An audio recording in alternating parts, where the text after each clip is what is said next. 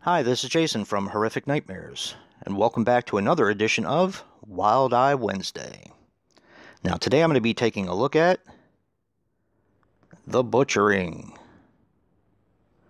But before I get into my review, I wanted to take the time to thank Wild Eye for sending me this copy to review for you guys. They just have an awesome company. I'll be leaving their links in the description box below. Definitely go check them out. They are where it's at with independent horror. And they're really stepping up their game lately. They've put out so many interesting, good titles like Sheborg, Bone Hill Road, The Snarling. I mean, they are really, really stepping up their game. Now, The Butchering is a 2015 movie, depending on how you look at it. On the IMDb, it says 2015. On the back of the DVD, it says 2016.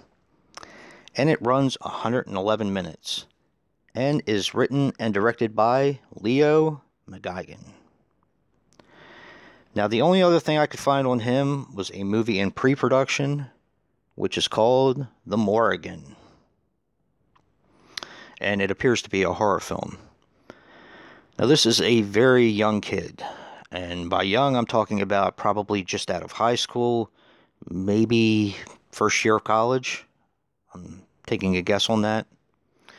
This is a UK film, and it stars Sean Blaney as Ryan Ferrier, Jenna Byrne as Julie, Vicky Allen as Claudia, and Diana Doherty as Caitlin.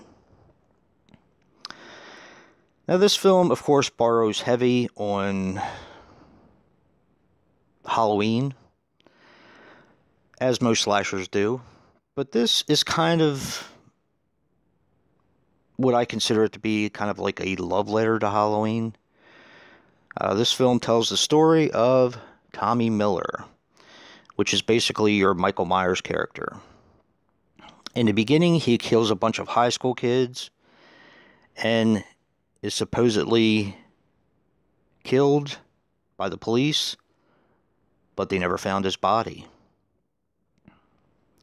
10 years later, the two people that survived that encounter, one of them being Sean Blaney as Ryan Ferrier, becomes a police officer, and his girlfriend at the time is just a girl about town. And all of a sudden, murders start happening again, and everyone is blaming Tommy Miller. Is it Tommy Miller? Is it a copycat?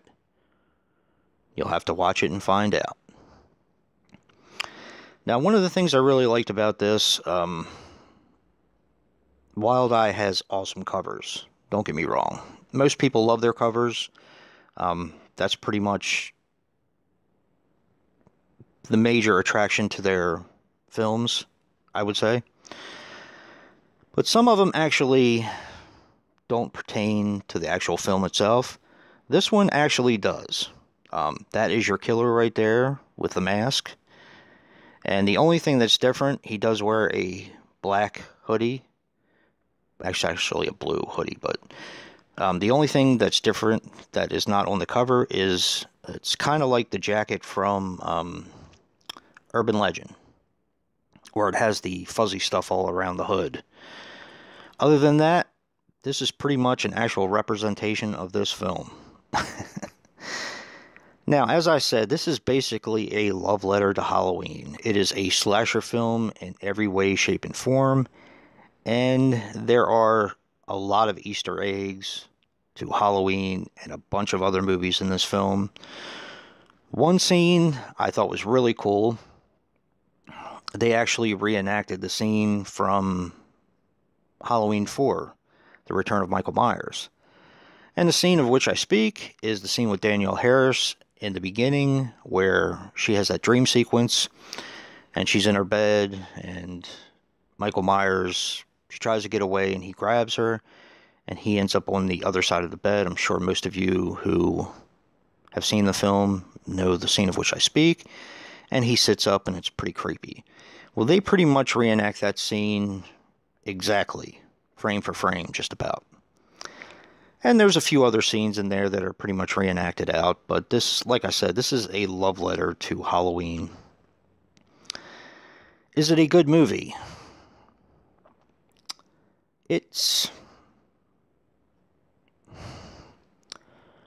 I grade Wild Eye on a curve. It's an independent company. They don't really play with the big boys, and that's okay. But you have to look at their movies in that fashion, in my opinion. It is very, the acting is pretty dreadful, but that's not uncommon in slasher movies. The filming was right on point. I was actually reading a review on IMDb, and the person said it was barely lit and it was hard to see. I don't know what cut of the movie they saw, but this was lit perfectly. They did a great job with this film. The only problem, or my biggest nitpick, would probably be the hour and 51-minute time. It is definitely too long, and it could have been shaved at least by half an hour. Yeah, it could have definitely been shaved by half an hour.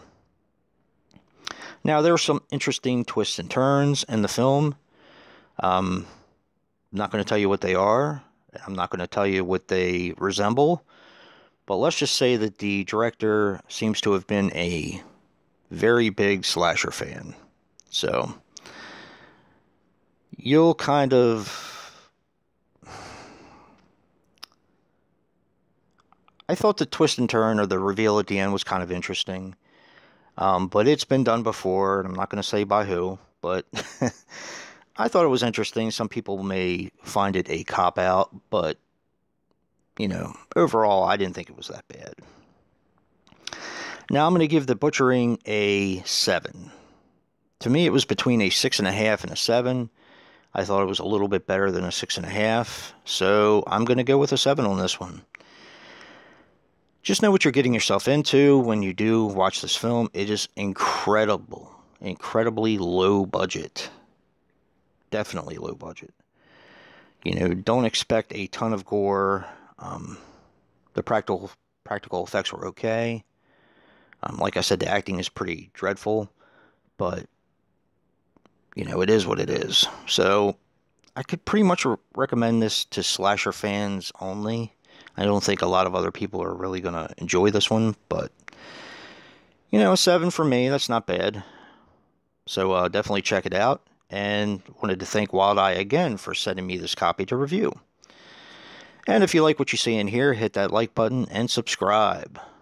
And until next time, peace.